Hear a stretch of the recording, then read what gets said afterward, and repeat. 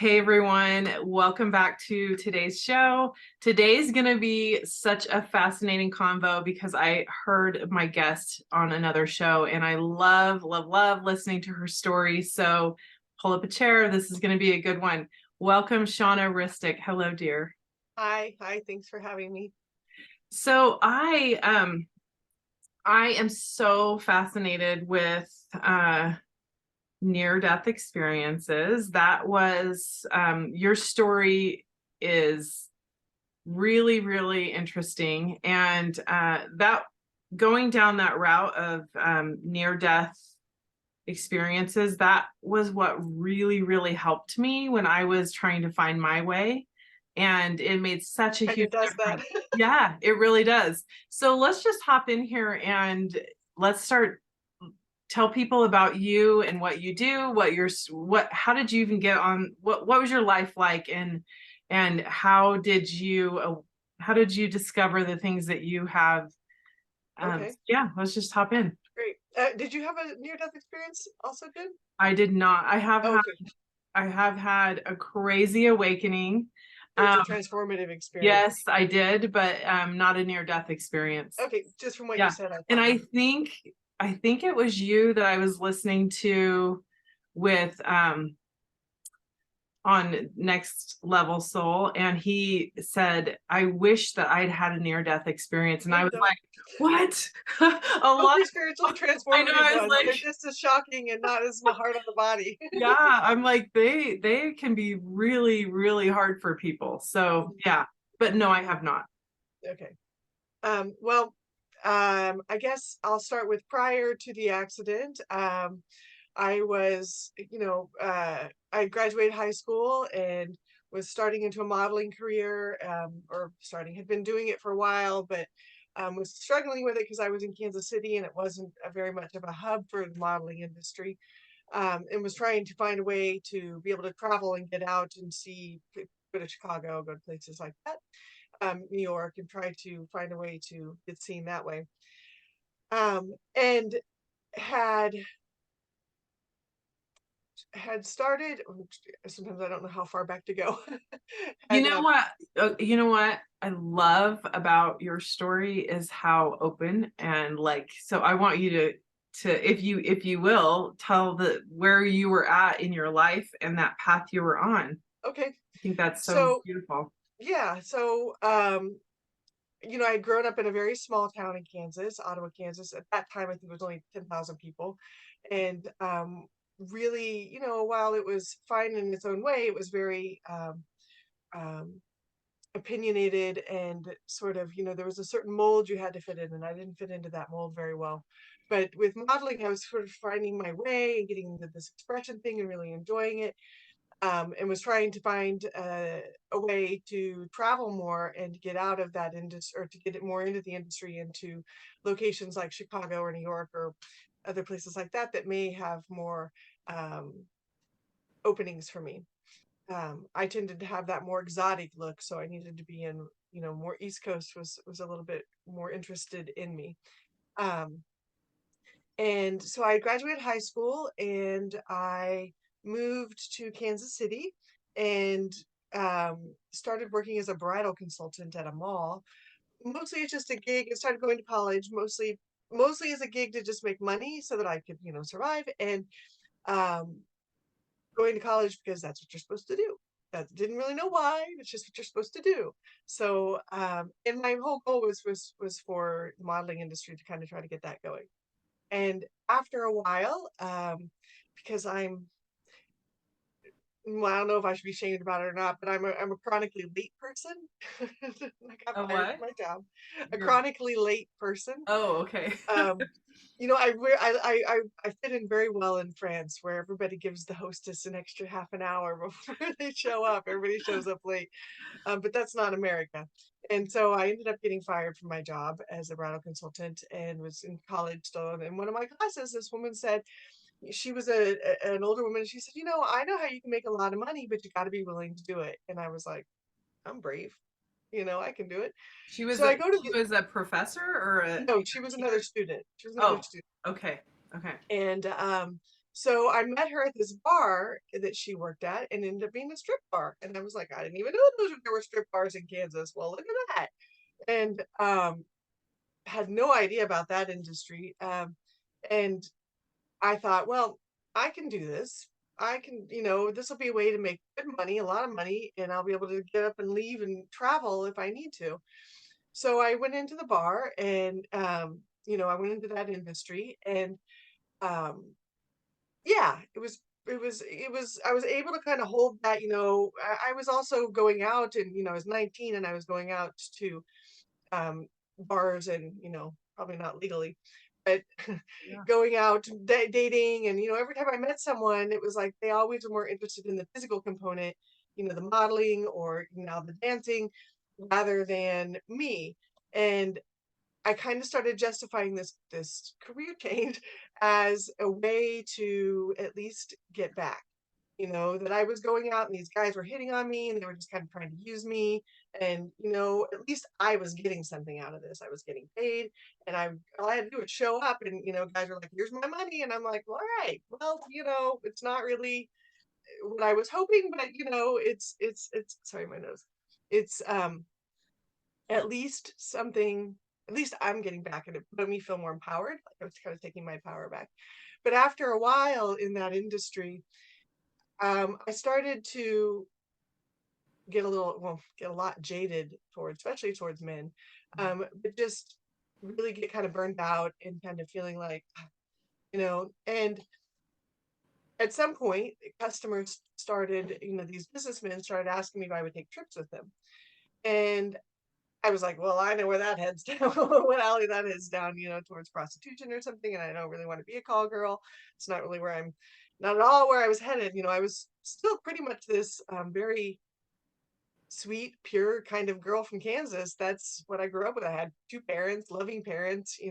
I'm not from a broken home. They were young and they may have made mistakes because of their young, because they didn't know any better, but it wasn't the violent or any sort of traumatic thing.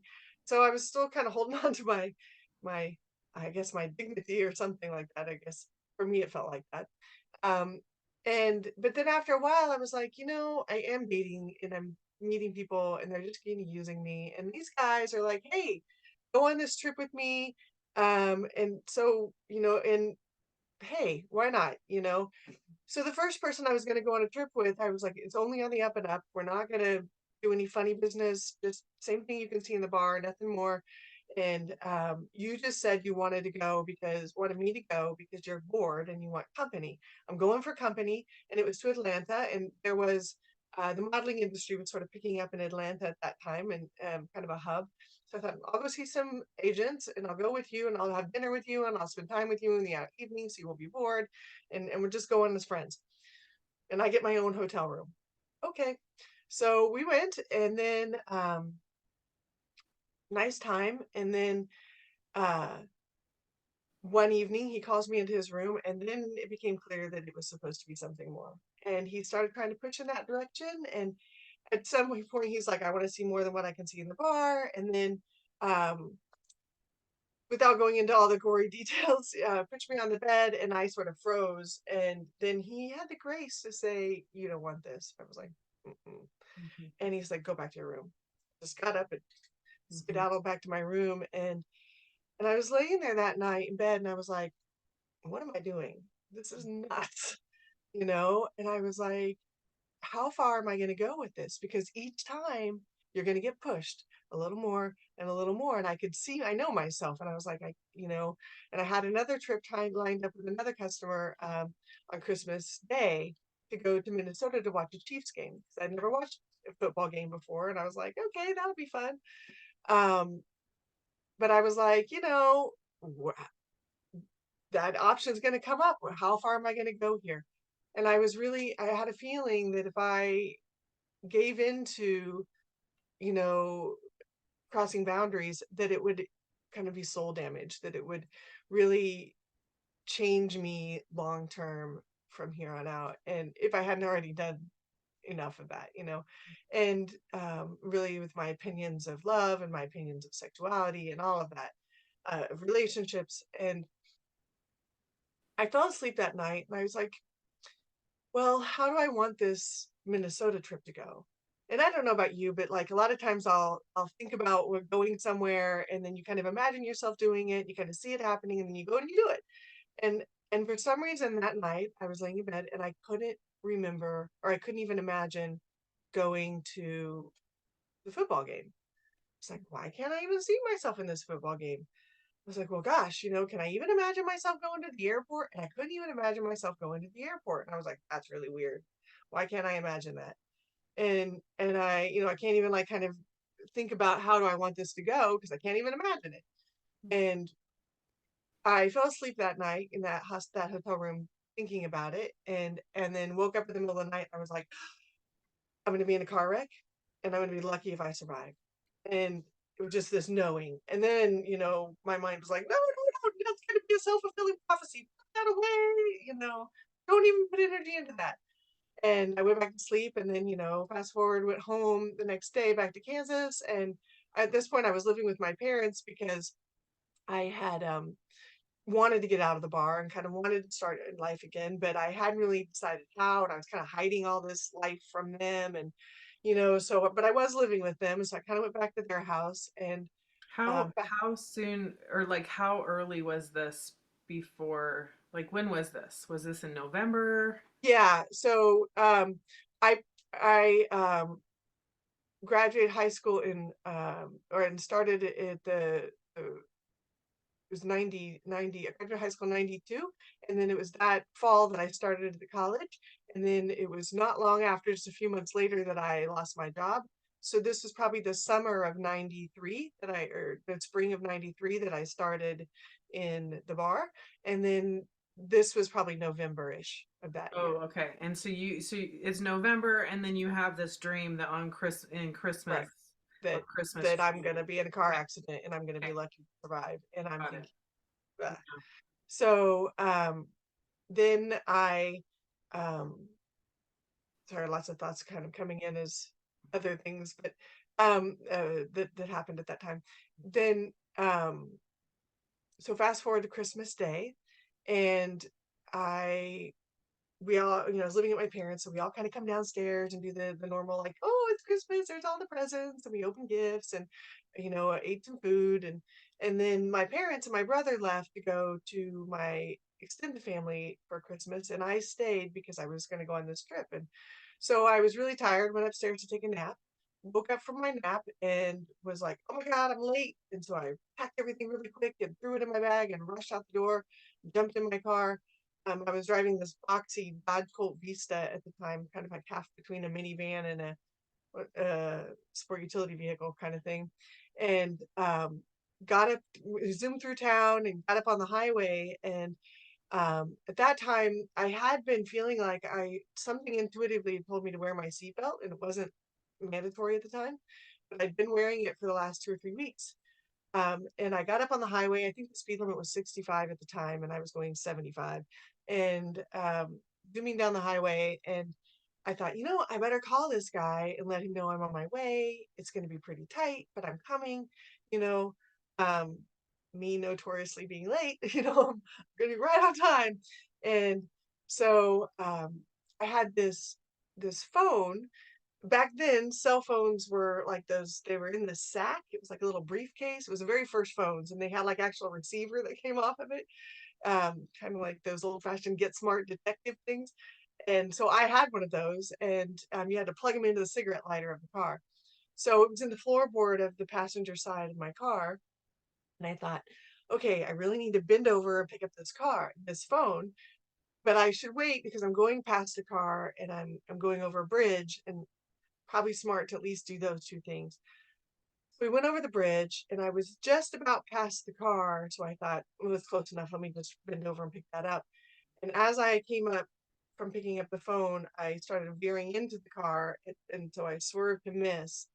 And what I remember happening was that my car fishtailed, and then I stopped and slowed down and stopped and thought, oh, I better catch my wits about me. I was pretty close. I almost wrecked the car. And then I continued on. I don't know what happened after that, but that's what I thought happened when I first woke up from the coma. Um, But what actually happened, as per the car behind me, was I fishtailed and then I probably overcorrected and dived into the median. Then my car flipped end over end across the median. And now the medians, you probably remember this in Kansas City because you've been in the area, that it's 2 lanes of highway, and then the medians are about 4 lanes of highway wide. And then there's another 2 lanes of highway. So I flipped end over end across the median, then across the other 2 lanes of highway. Um, and then they found me about 40 feet from the car, turning blue out of the car. Wow. Um, and the car behind me was a nurse. She's the one who told me what happened. Um, Not right then, but much later. And the car from the other, she said, it was like watching Indy 500. And the car from the other direction was also a nurse. So thanks, Spirit. You got a Wow. hand in that. It was a total Two blessing that cars of nurses. Wow. right there Nurses. Wow. immediately. Yeah, it was really beautiful to thank God. Mm. And uh a lot of serendipity happened that day. I mean, people pulled over and stopped, and I had this day planner that I called my life. Where's my life? And it had scattered pages all over the highway. And so you had people who stopped and they were just picking up the pieces of my life and putting it back together to try to figure out who I am. And you know, I guess there was the nurses told me that there was this big burly truck driver who pulled over, and he comes over and he just wiping this nurse's face from my blood, and just so lovingly, and just like all these people stopping and coming together. It's pretty humbling and pretty profound feeling. Think about that. And so what they did is there was a trauma doctor who was there twice a month at Rance Memorial Hospital in Ottawa, my hometown, and she happened to be there that day, which saved an extra 20 minutes from having to go to Overland Park Regional. And so, because those extra 20 minutes, they said I probably wouldn't have made it. And so they put me in the ambulance and took me to Rance Memorial Hospital, and then she did whatever she did, and then they life flighted me in the helicopter to Kansas City, and I spent about a month in a coma at in Kansas City at Research Medical Center. Um, so that's what happened on this side, and now what I remember is um, sometimes when I go into meditation, I can kind of drop into the body and I can call back the memories.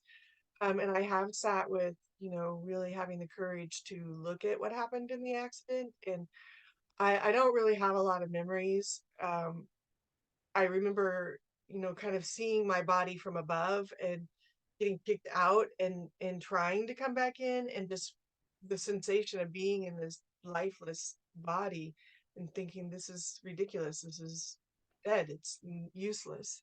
Mm.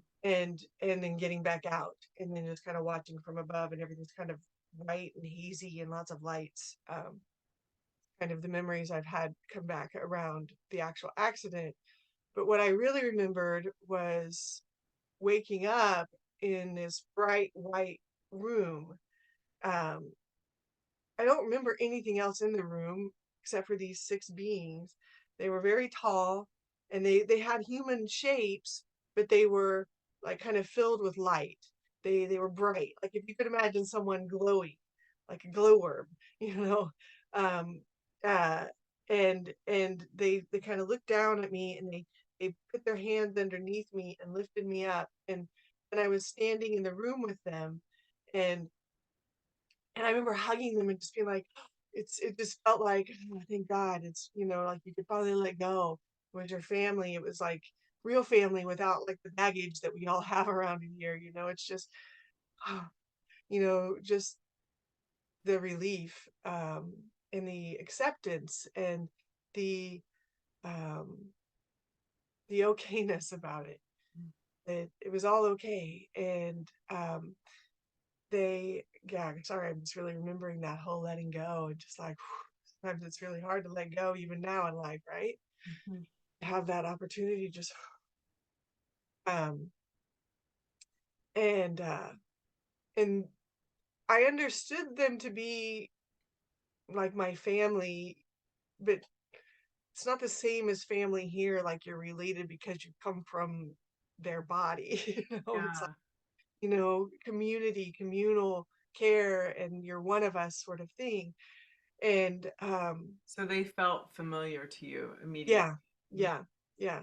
And they showed me um what I'd come to do.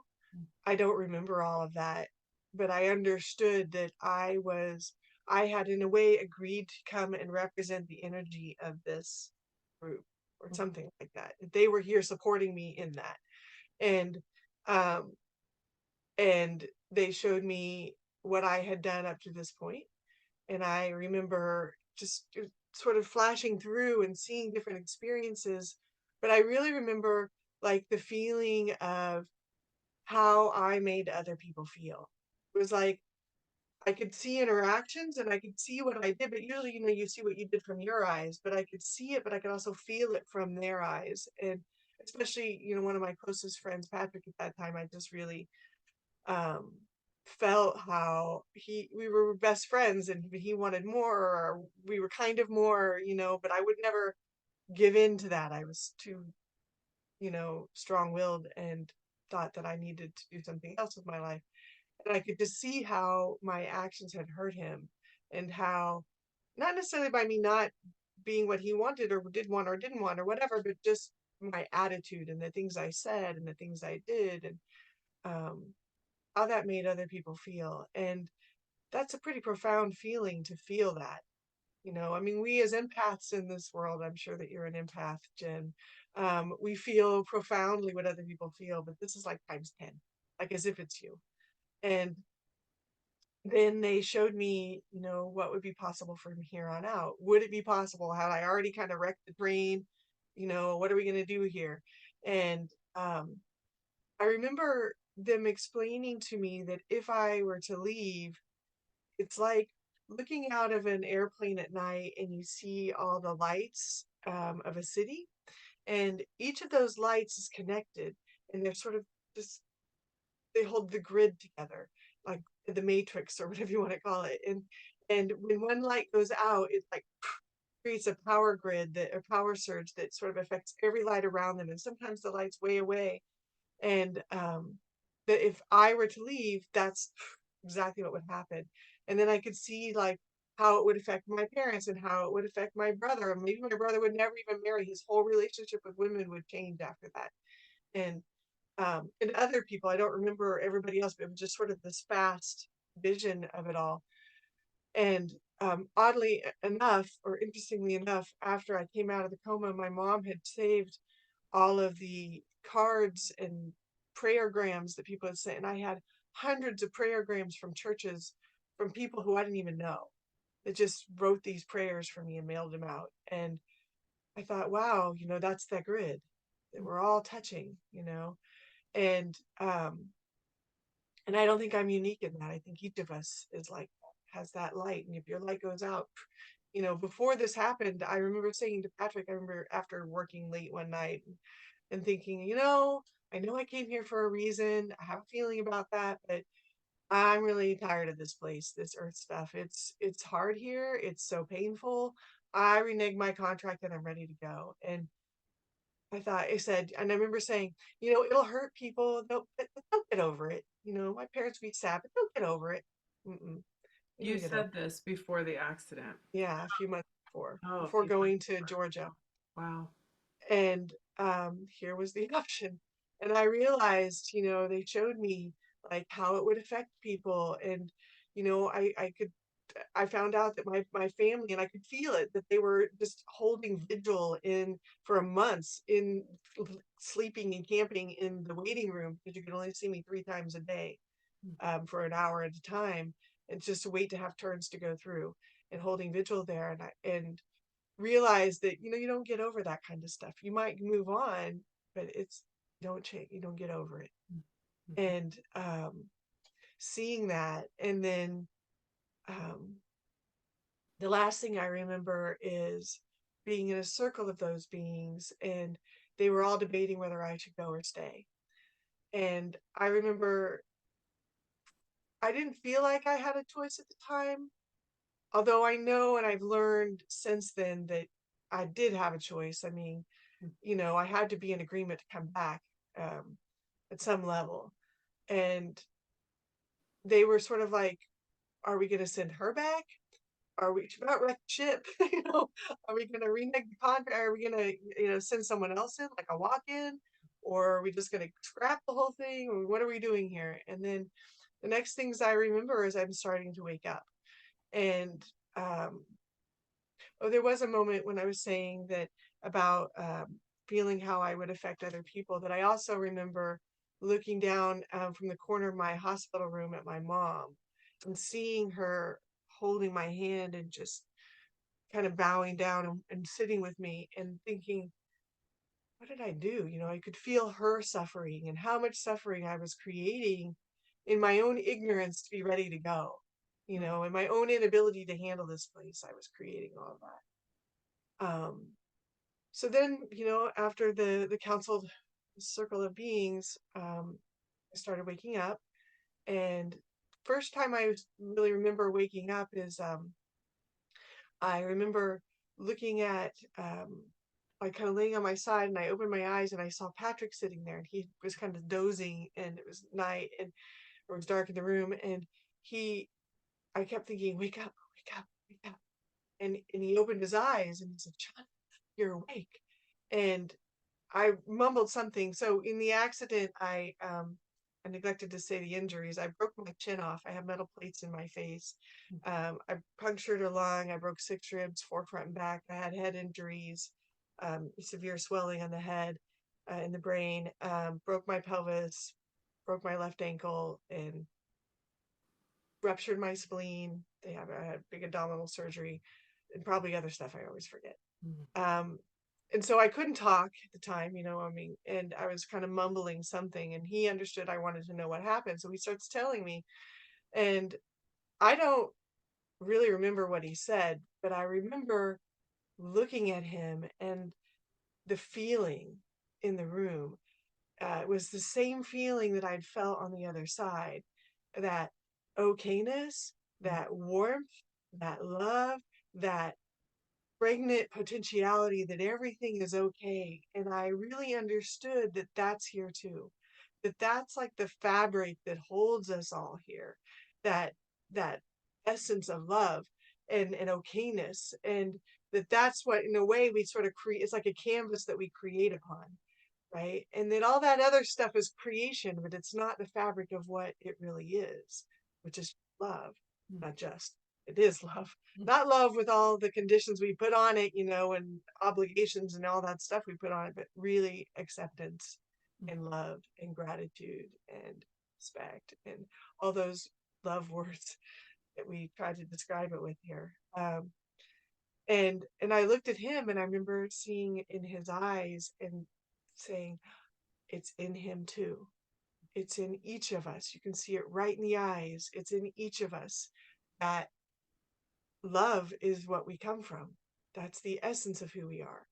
And that's who we are, that light, that love. And I could see it. And then at that some point, I just couldn't hold consciousness anymore. And I call it falling backwards. It's like, and I've learned that even like sticking with that concept is actually a key part of what I teach now, is like this whole concept of just letting go and falling back. And you sort of fall back into the unconsciousness and the darkness. But it's also a really great technique for meditating, because we're all in our foreheads trying to analyze and control it. And just let it go, then you drop back in and drop back into that unconscious space. Unconscious. I guess that's what we call it. Yeah. And then the next thing I remember is being wheeled down the hotel hospital room. They would strap me, I guess, in this wheelchair. And I kind of vaguely remember that. This is before I got transferred out of research. Vaguely remember that. I remember I hated it because I was so stiff from being in a bed for so long that I couldn't bend, and I was afraid I was just going to slide out and they were going to roll right over me. But And then I kind of remember them strapping me to parallel bars and trying to get me to walk. And I kind of remember like dropping in and like looking around and being like, this is completely ridiculous. I'm like, can't even, I'm not even in here. And like wobbling around. Um, but then what I really remember after that is that session is them wheeling me back up towards my room. And I kind of was, in the chair. I mean, I was in and out of body is what it felt like. I kind of drop in and be like, okay, too much, get back out of there. And I drop in and I was looking at this other woman coming towards us being wheeled down the hallway. And I remember thinking, wow, look at her, man. She is so messed up. What happened to her? And as we got closer and closer, I realized it was a mirror. And I was like, wow. That was the first time I saw myself and thought, Oh my goodness. what did I do? Mm, Really did this. And then right out of body. Um, and that's pretty much all I remember from research and leading up to that. But then they transferred me to Meadowbrook Hospital in Gardner, which is a really wonderful neurological hospital. And they said it'd be 4 to 6 months to rehab there and before I'd be able to get out. And I should never, they told my parents that they shouldn't expect me to live on my own again or to live without assistance or never go back to school, probably mentally handicapped. Um, and I got out in 4 weeks and was walking again and was back in school by August. And I have to say that from that point on, my life became about what was that? How do I get back there? Because I know it's here. Where is it? mm. My whole life became this spiritual search. And um, How do you get back to that feeling is what you mean, because you know it's here. You don't, yeah, not how do I get back to the other side, but how do I get that here? yeah. But the Oh yeah. understanding was that that feeling, if I can feel that here, that means that that is the existence here. Mhm. It's like when you walk into a room and you get the vibe of the room, right? You know you're in the room and there's a certain vibe to the room. If I'm having that vibe, that feeling, then the room is here, Mhm. right? So I know that this place is it. It's behind the scenes. How do I feel it? How do I get to it? Mhm. Um, and yeah, that became a lot of my Oh, search. wow. So when you recovered, did you remember this experience right away, or did have you, because I've heard a lot of people say that they start to remember more and more as it's kind of like the opposite Right. of what That's true. happens where, when we're here on planet Earth and we have an experience, as time goes on, it starts to fade, that memory. But when people have near death experiences, which are more real than anything we have Yeah, here, it's like electricolor, the technicolor. longer time goes on, the more you remember. It's Yeah, so I would fascinating. I would say that's true for me. I'm really glad you said that because it's always kind of I didn't know that that was an NDE Hmm. um quality. Yeah. Um because that always kind of bothered me. It made me feel like, you know, am I making this up or whatever, and I'm No, like, it but God, it becomes more feels so clear. real. It still feels like yes. Hmm. Um and so when I first came out, I remembered the circle of beings Hmm. in that last step of the debating whether I should go or stay. That was the prominent memory that I had then. And I remember telling my dad about that. And my dad's, an electronic engineer and kind of very pragmatic and very practical and very rational minded. And he said, oh, I think there was a court scene on the TV, and you probably just took that court scene into your dreams world. Hmm. And that just was so shocking for me because I thought, well, maybe I am just, making this up or crazy or, what is all this? And so I sort of shut down around everything and just kind of hold up around it. Didn't really talk about it for about 10 years. Um, Really? Wow. yeah. I mean, some people who were close to me knew about it, but I didn't talk a lot about it because I wanted to keep my experience with it pure. I didn't want to read a lot of other people's stuff, which at that time was even pre-internet. So, I didn't know that there were other people. I didn't know this was a thing. And um but I didn't want to superimpose their opinions on mine. And the few books that I found were like things that I found at the thrift store or something. They were always religious experiences, which wasn't my experience at all. Or I mean, I've had people try to frame it into that. Maybe those were angels, and maybe, but I don't know. I call them light beings. Mhm. Um, so I didn't, yeah. And then it wasn't long after that that I remembered the airplane. It's what I described as like seeing the lights and understanding what I come to do and not come to do. And then it was quite some time later that I had even more memories about being taken up out of the body and being with the council in the room itself. Um, Mhm. that happened in a meditation. Wow. So when you said, I want you to clarify for people because I'm sure that they're like, what was she talking about? When you said that they were counseling and they were like, should we send a walk-in? I remember when I heard about walk-ins for the first time, and it was like, oh my goodness, whoa, that is a trippy thought. Yeah, a walk-in is when the consciousness of one person decides that they no longer want to be in this mind body system that's keeping them here on earth, so they choose to step out and a new consciousness steps in. I have met walk-ins before. I have a good friend who swears that's what she is, and she has no Hmm. memories of her childhood. Really? um Oh that's my kind of a goodness. standard walk-in thing, um from what I understand. Wow. I'm no walk-in expert. It's um interesting because when I was first reading about a walk-in, I thought, what if I'm a walk-in? What if my husband's a walk-in? What if like you start thinking about like it all does these get a little people, right? freaky, like, did someone else step in here? What Yeah, if my kids are walk-ins? I remember being freaked out about it when I first sort of kind of started, like, well, is that what happened? But Yeah. then I was like, over time, I started recognizing that no, Hmm. I remember my childhood. I remember what it was like to pre me, because after the accident, everything changed. It was like Wow. the ending of a me and the beginning of a new me. It was Yeah. nothing the same anymore. Um, and I mean, I became this little Puritan. I, buttoned my shirts all the way up, and I couldn't handle cuss words. Um, and it was because of the energy of the cuss word that comes with, like, when someone says that to someone, it's like a dagger in the body. And I still, have a hard time with that harshness that we have on the planet here. I call it dehumanizing harshness that Mhm. we have. It kind of fuels wars and fuels conflict. Yeah. That energy. Um, but yeah, walk-ins are an interesting concept. It is an interesting concept. I think that, the thing is that with walk-ins, there's an agreement amongst the consciousness, because let's face it, Earth isn't an easy place to be. Yeah. It's For real. beautiful here. There's a lot of amazing beauty here. When we can really tap into the love, it's incredible, but it's not easy. And Mhm. a lot of people sort of realize that it's not what they thought it was going to be, and they switch out with something else, Yeah. you know. But So you would know. I think you'd know. no, I'm kidding. I know I'm not a walk-in. I actually know that. But The when I concept is like, was maybe. like, No.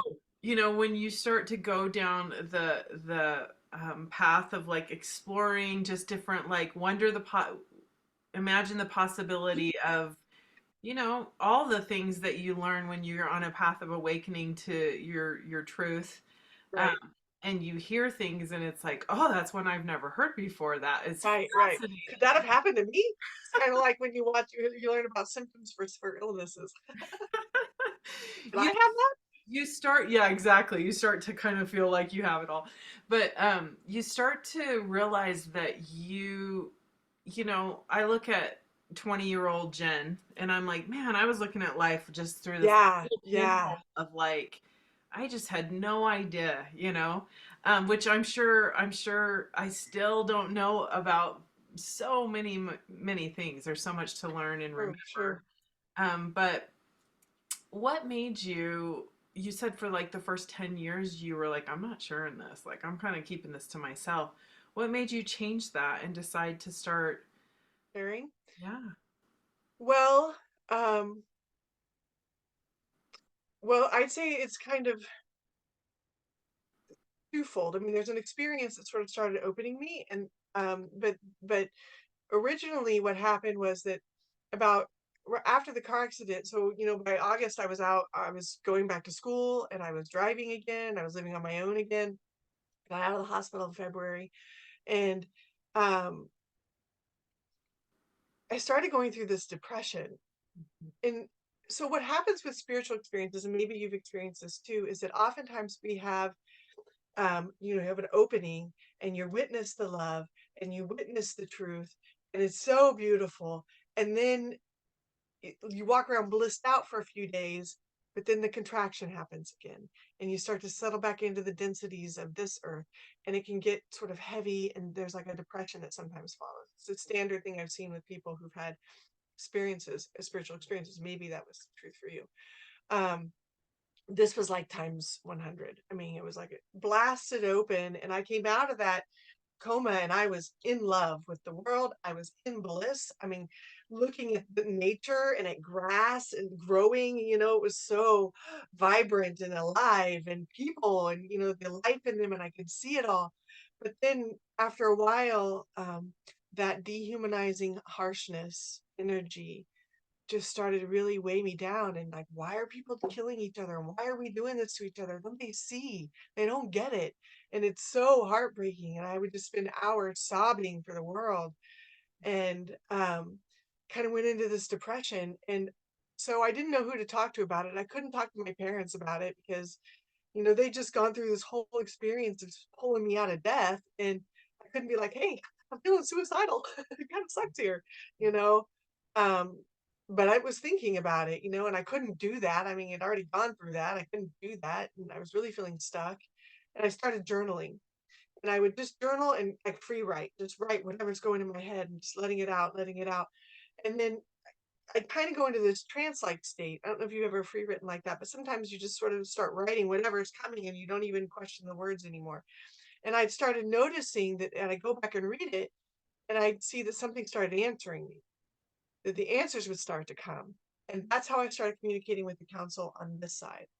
And for years, all I would do was journal at night and just questions, and it's a challenge to try to get into the zone to hear them, but I was able to do it, if I just keep writing. And that's how I started communicating with them from this side. And they were often telling me, that's how I started to understand that it was my choice too, and that this was a mutual choice. Um and you know to the point about how you kind of start to realize how much more we don't know when you down the spiritual path. They kept telling me, you're one of us, you're one of us, you're one of us. And I'm like, I am this dumb human girl. How can I be one of you, these amazing light beings that are like this love filled, everything's okayness? And it took a long time, but I finally got it, that as an essence, as consciousness, that's who we really are. This light, this love, this truth. But that we then, if you kind of imagine, for conceptual ideas, you come from your home planet, and you come into this mind body system to have this experience here, do whatever it is you came to do, and it's different for each person. I came back. One thing I did come back knowing as soon as I woke up from the accident was I was here to help people heal and find their way home. They had to find their way back to where I just was at because they knew it without having to die. You know, we have to create that here. It's here. We have to tap into that. And so, as an essence, you come back in, you come into this body mind system to do what you came to do, but it's not who you really are. And that what I've learned from what I call them the council is that they're sort of like, we each have this, some people call it soul family, but this group of beings that say, okay, you're going down there, we're going to accompany you, be around you the whole time, and kind of make things happen, set up serendipities. They throw pennies heads up for me.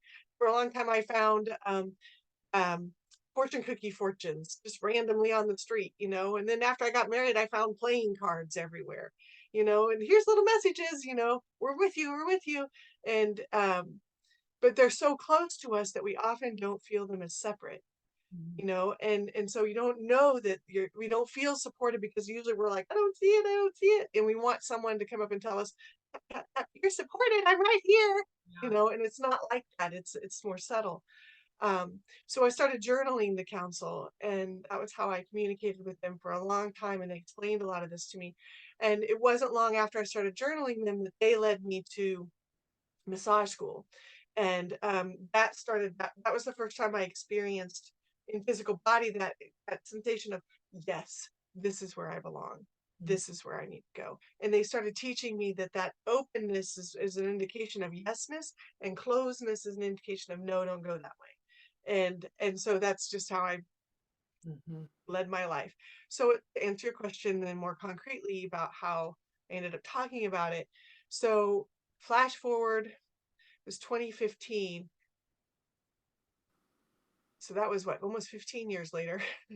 Or 2013. So 93, 20, that was 20 years later until I started talking about it. The council told me in my office one day, hey, it's time for you to go meet your husband's spiritual teacher. My husband he was a philosophy professor originally from Belgrade, Serbia, and had been teaching. He had come to America to escape the war in a PhD program, and had been teaching now as a professor, and had gotten a job at my hometown, Ottawa University in Kansas. And but he wasn't finding his answers in philosophy. So he had been traveling to work with a Zen teacher for a while. And then he had met his spiritual teacher, Moktananda, who's from Santa Cruz, California. And he'd met him at a big conference and had been working with him distance wise, and had this big awakening with him. And so I was home with our baby. At that point, we had a child, and I was home with the baby all the time while he did all this traveling and searching. And at some point, Spirit said, it's time for you to meet Loki. Whenever he plans it, it's the right time. So I come home and I'm like, hey, it's time for me to meet Moki. Just make a trip. And so we did. And we flew out at that time. And I think that was, I could look at dates, but I think it was in 2013.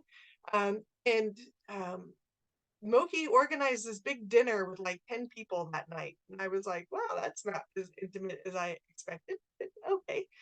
So we meet some people, and then the next night we're downtown at Santa Cruz, and we're strolling around. We can't get out of the bookstore. We're in the bookstore, and we're like, you keep losing your friends, and you're trying to get out of the bookstore. Finally, we roll out of the bookstore, and at that moment, a guy that we met at the dinner the night before happened to be the one person standing outside the restaurant next door waiting for a table. So he comes over and says hi, and I'm backed out because I'm like, this isn't about me. This is about my husband. But one of the first words out of his mouth is, do you know anything about the near-death experience? And I had never really even heard that phrase. And my husband said, oh, you should talk to my wife. And it's the first time I really shared fully with a stranger, especially what happened to me. And he believed me. He like took it in and was like, wow. And I was elated. It was the first time I really felt validated. And this guy had an idea for making a television series around the near death experience and to start a movement that the baby boomers were coming to the end of life. And it was really important that they know about what's on the other side and help the transitions. And that it was a time for a big change of consciousness on the planet. And that he felt Santa Cruz was a good vortex for that to happen in. Wow. So over the next next year, we were in touch, and he got in touch and became acquainted with Raymond Moody and his wife Cheryl, who was, you probably know about Raymond. He coined the term near-death experience, wrote the first book. And they became a part of this project. And so we all flew out to Santa Cruz and met each other, and then went back to our separate places. They were in Alabama and we were in Kansas. And then the next time we were supposed to fly out, I was like, what are we doing here? And we didn't have anything on the books. We wanted to create a class at the University of Santa Cruz about near-death experiences, and we wanted to get this whole movement going. We were going to offer symposiums to try to bring awareness to the movement, and nothing was going. Cheryl and I were trying to plan this symposium, but from opposite parts of the country, and it was not easy. But we were doing it. But so then we flew out to meet up again, and the day before we were flying out here, the guy goes up the hill and picks up a student hitchhiking on her way to class, and it turns out she's interested in death and dying, and gives us a connection to a professor. My husband and Raymond fly in. We go to the professor. He introduces us to another professor, and then, long story short, that night we're having dinner with the provost, and the next day we have a class. And my husband and Raymond co-taught the class on near-death experience that semester, and we decided to move our entire family across the country to California, which cost about 3 times my mortgage. and I was not prepared for that. Um, and then after the first semester, our idea man just kind of backed out and decided, and we offered a symposium. Um, we did a big first symposium. We had 3 more lined up with some indie big names coming to it. And then our idea man just kind of, and our money just decided he didn't want to do it anymore and backed out. And here I am in California on my own, but not on my own, with my husband and my son and my cat. But oh my goodness, now my husband doesn't have a job and I better start hustling. So, um, yeah, and I just started discovering the near death study groups. I spoke at IAN's group in, this was before people were doing podcasts about it. This was in 2015. I spoke at the IAN's group in Saratoga, um, in Berkeley, in Marin, a couple of them in Marin. And then then IANS found out about me and they flew me to Arizona, and I spoke in Tucson and Phoenix and Scottsdale, I think it was. And then they flew me to Florida, and I went to the board meeting there and got to meet all the wonderful people who are part of IANS. And that kind of launched my people noticing me in the area and helped to build my practice here. And then also there was just this parent at my son's school. We did the Waldorf school, and there was a parent at that school, and her hairstylist that had whiplash and wasn't able to work anymore, and was thinking she tried everything and wasn't able to. And I was like, well, have her come to me, and we fixed the problem in one session. And a lot of people talked to the hairstylist about their problems, and she sent a whole bunch of people to me and made my whole practice. Oh, wow. Yeah, and I Yeah, had that's the that's connection, your hairstylist. Wow. yeah, I wasn't even mine. It was like the parent of the school's hairstylist. She became a dear friend, and um, yeah, and that made my business here. And that's how. And then with COVID, everybody went online and podcasts. I've had the grace of speaking to Alex and a few and yourself and other people that have helped make my business and help people know about what I'm doing. So that's how I started talking about it, started opening about it, mostly through these groups of people who were going to accept it, Yeah. Yeah. Yeah. No, because And then being in California, everybody wants you to hang a shingle, right? So you have to kind of hang a shingle up about it and talk about what you do, because people want to know about that stuff. And Mhm. so, yeah, Well, and we are getting way and way more open yeah, as time totally. goes on. Like Thank I God. Thank remember, God. I know, right? I remember when I first became fascinated with the spiritual world and learning about, you know, all the things that are unseen and feeling so like bashful and shy about it, like even talking about manifesting or Yeah. energy or meditation or any of these things that you hear about all the time now. It's not a big deal. But what did you call my when I said I had an awakening but it wasn't a near death, did you call it? Spiritually transformative experience. Oh, okay, I've never heard that term. Kind um of the buzzword in the industry now for those people who've had NDE like experiences without dying. So mine was an STE then. Right. Right. Spiritually transformative experience. Okay, good. But when I had that, that was back in 2007, I want to say, or 2000, yeah, 2007. And when that happened, I was like, I'm not telling anybody except for my husband that this happened. Like, no one will believe me. Um, Now I say it all the time. I'm like, because you know what? I got to a point where I'm like, um, by other people sharing their information with me, it's helped me so much. So, um, yeah. So I I get it. I get it. yeah. And when you get that validation, it helps open you to share more. And then it just builds, and it's funny because that's how the council works or how our guides work. I've understood that when they offer you a gift, like I find the playing card or this penny on the ground, or I'm like, oh, look, I just happened to meet that person outside that bookstore, or whatever.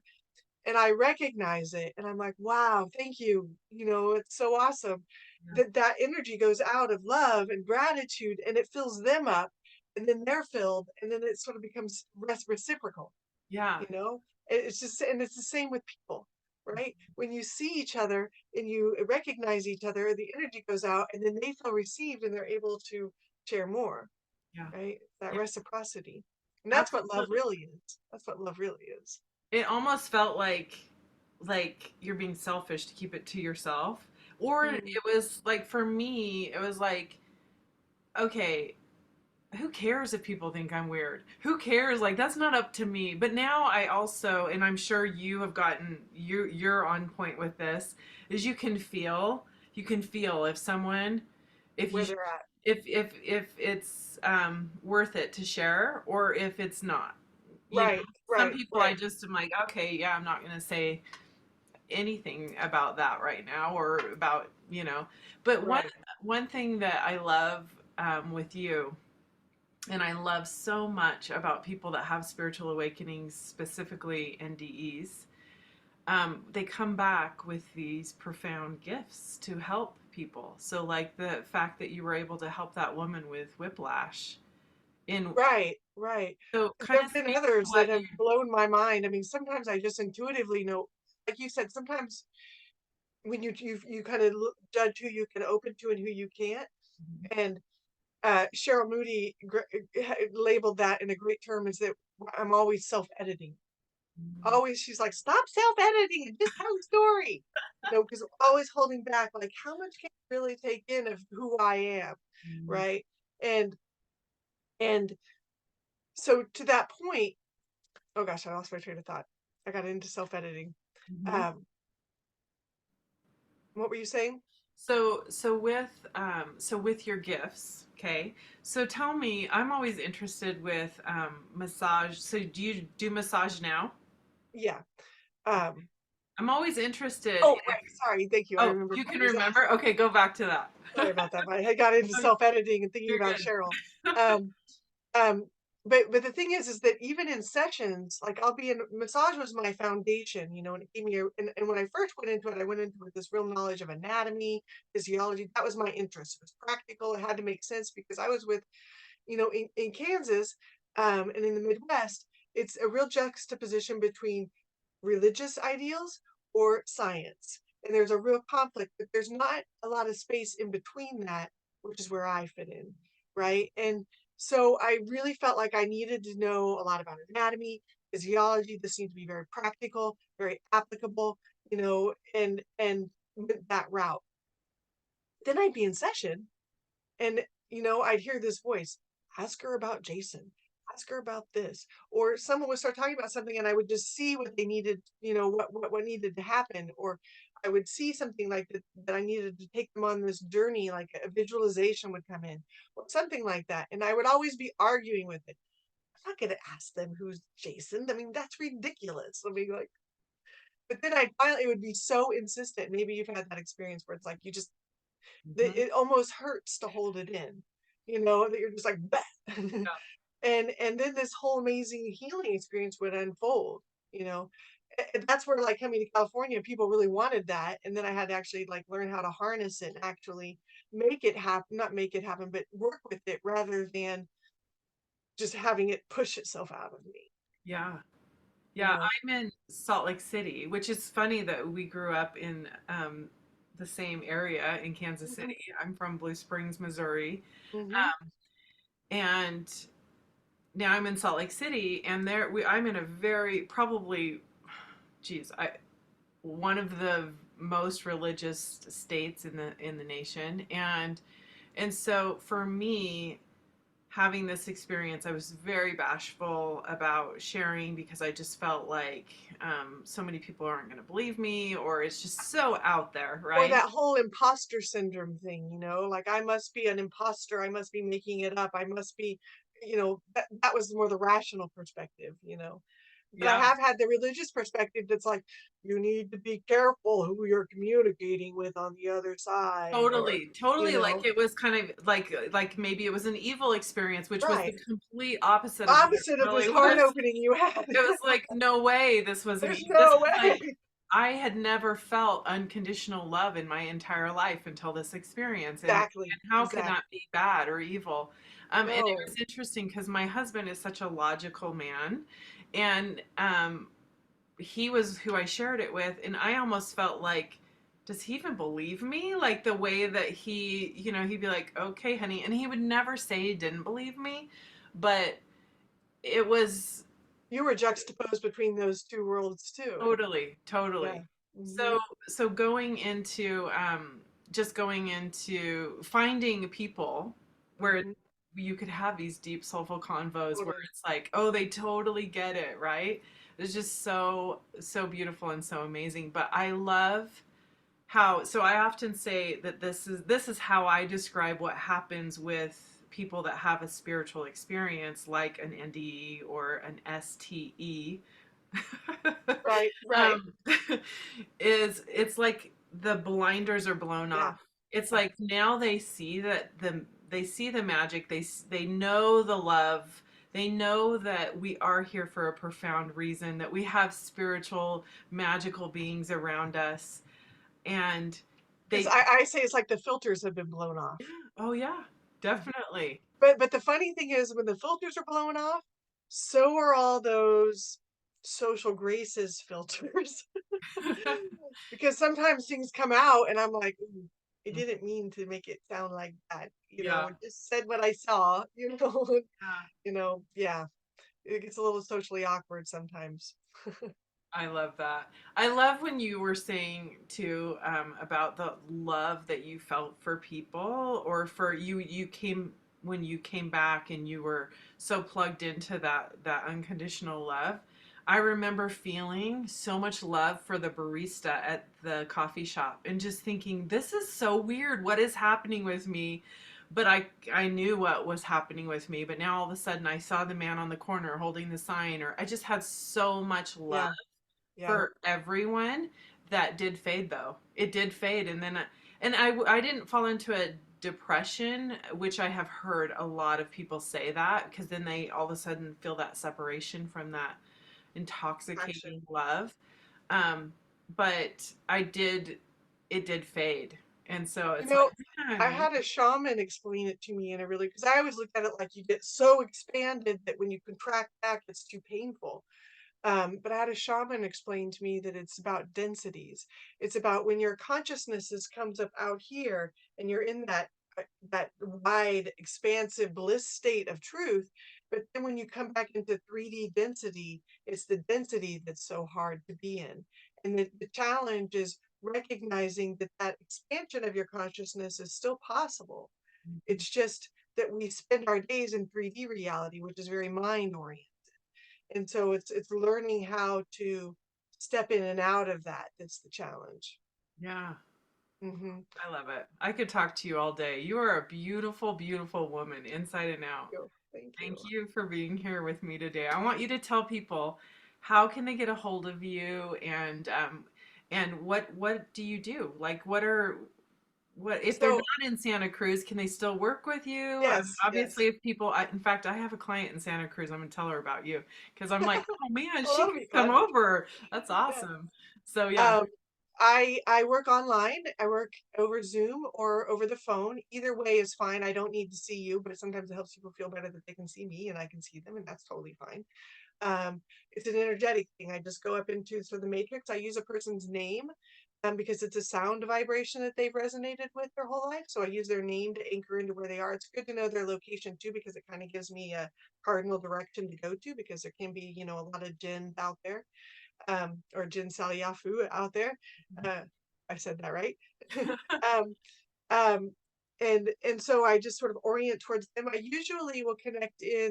There's two ways I work. I often will connect in with them before calling and get just a download of who they are, what it feels like to be them, what's coming up for them, what's past influences, what's the sun setting on, and then who's here helping them. Sort of just a general framework, mostly because of my own social anxiety. I don't like walking in cold to things, so it gives me sort of a framework of what to expect. Um, but there's another way I work, and this is what I've been doing more of lately. It's actually pretty great. Is actually working with physically healing people. Um, I had a client, for instance, the other day. She went to Colombia, the country, and for a retreat, and she blew out her knee somehow on the way there, and couldn't walk and couldn't participate, couldn't hike, couldn't participate in the retreat at all. Was stuck in her hotel room. and called me. Can you do anything with all that woo-woo stuff you do, Shawna? And so I'm able to go in and see the body and sort of work with the energies that are there and move the energies. I had her doing something, told here, do this, get up and walk around, tell me what you're feeling. Um, and actually got her through the whole retreat. She was able to walk right after that and was able to go through the whole retreat. She did injure her knee on the stairs of the plane on her way back, which was actually just because of her. The whole thing was about her needing to receive rather than do. Um, and so she just let herself be pushed around in a wheelchair for the whole time, and then came and saw me when she when she got back, and we got rid of it in person after that. But and I'm working on, there are some harder cases that I've worked on. I've worked with a woman who was uh um she wasn't totally unconscious, but pretty, deep into unconsciousness and aging, and her family was trying to find a way to her was wondering what was holding her here, because she needed they didn't think they could afford to keep her in the home anymore.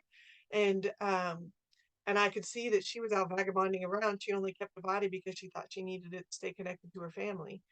And I went in, they brought me in, and I didn't know if I could do this, but I got a spirit said, no, you're going to be fine. We'll tell you. And I could hear her internally. And so I could speak her words, and then she actually kind of woke up and came more alive. Someone was actually speaking for her, and until she thought that I was trying to kill her, because I was trying to get her to have this discussion about transitioning, and then she closed down.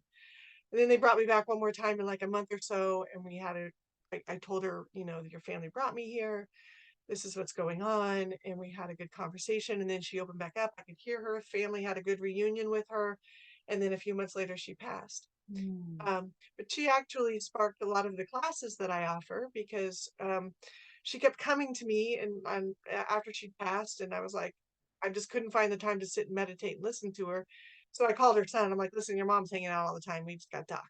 And so she had wanted him to learn how to stay in touch, that she was getting to move to a new level on the other side, and she didn't want to lose touch with the family, and that she felt like he was the one who was open enough to do that because he was spiritually open, and wanted him to learn how to do that. So he had asked if I teach classes, which I didn't at the time, and I didn't get anything together to help him. He moved on in his own path, but I did put together then the workshops that I offer in trying to help people to. The idea is to help them to do what I do, but I haven't. In order to do that, you first have to know where you are. And if you don't know where your energy is, then you can't tell what's you and what's not you. So the first workshop is coming up in March, is the next one. And it's for Saturdays, for 2 hours on a Saturday, every other Saturday. So it's 2 months, every other Saturday. And that first one is your unique vibration, so knowing where you are. The second one then is working with your vibration and other people as you navigate the world, so that we can start to um, be able to navigate when we're dealing with other people, rather than getting always taken on other people's stuff or being bowled over or whatever we do when we don't know where we are versus them. And then the third workshop is your vibration and the non-physical, and we work with getting into guides and the layers of the non-physical that we might encounter. A lot of times we feel, but that we're not even aware of, and our rational mind kind of edits away. But how to sink into that, and you have to know where you are in order to know that. And then the fourth class, which is forthcoming, I'm still working on creating it, just needing the time to do that. And not in any like bad way, just I'll find the time. Let's not make me get sick or crash or anything for that.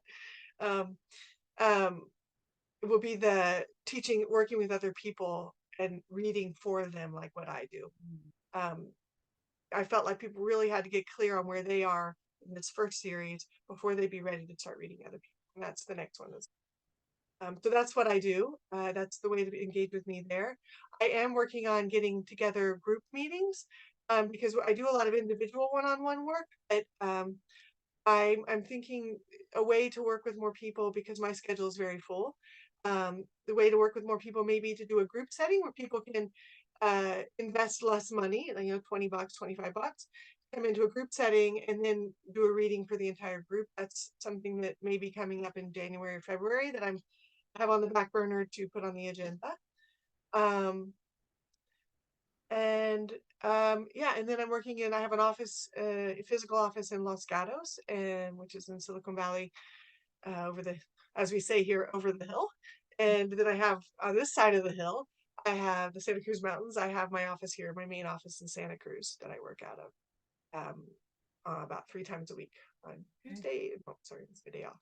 Wednesdays, Thursdays, and Saturdays, Okay. and then Wow. Mondays and Fridays in Los Gatos. So it's a lot on the burner on the fire that's coming. I'll be working on a continuing ed class also to teach people in person to do what I do, to work with physically the body. That's coming as well. Um, just I have Wow. to I'm making more of me. I love it. I love it. Okay, so we will definitely, I will put Shawna's contact info and how to find her in the show notes. Yeah. Okay. So you can, but if you want to work with me individually, there'll be the group session coming up, and Zoom or phone is a way to do it at a distance. And when you sign up, there'll be a place for you to put what you're hoping to get out of the session, so you can indicate anything there. And then in person, Los Gatos and Santa Cruz. Thank you. Thank you for being here. My last question for you is if you could give people any message, what is your message for the world? Hmm. Don't give up. Things are crazy out there. We're all getting a little overwhelmed by it, but hang in there. Um, and really let yourself know that you're more powerful than you've been led to believe. There's a lot of that we've created on this planet that wants us to stay small and insignificant, and it's all a lie. That you're powerful, and your impact on this planet matters, and it makes a big difference. And the more you step into it, the better you're going to be, Mm, I love that so much. and the Thank you better for the being world will. here. Thank you, thank you, thank you so much for being here. You are so amazing. And I love how you unapologetically share the first part of your story. It So took a many while. I people. was pretty Ah, embarrassed and a little bit like shy about it, but after years of finally coming to terms with it, it's better now. And people are more open and accepting these days. So yeah, thank because you realize that by you doing that, how many people you liberate from you. their Shame. shame and their, that's just I'm so impressed with that. I just love that so much. So thank you. I mean, shame is such a heavy energy that we put on each other. Mhm. We're all doing the best we can with what we have. Yeah. No. Yeah. Yeah. All Thanks, Jen. right. We're great to spend time with you. Yes, so great. So great. Okay, everyone, thank you so much for being here for this important conversation. And hopefully, I already know you had a lot of ahas that Shawna gave us today. So I'll talk to you next week. Bye for now.